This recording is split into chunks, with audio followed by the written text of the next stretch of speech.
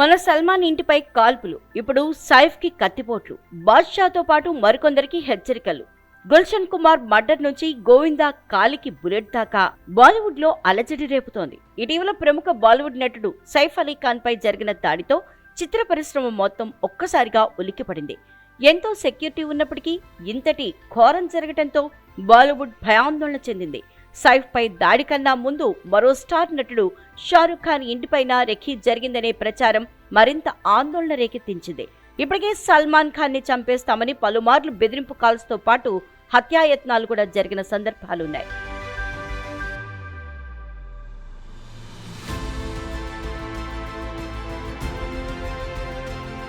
ఇప్పుడు మరికొంతమంది బాలీవుడ్ నటులకు బెదిరింపు కాల్స్ రావటం కలకలం రేపుతోంది.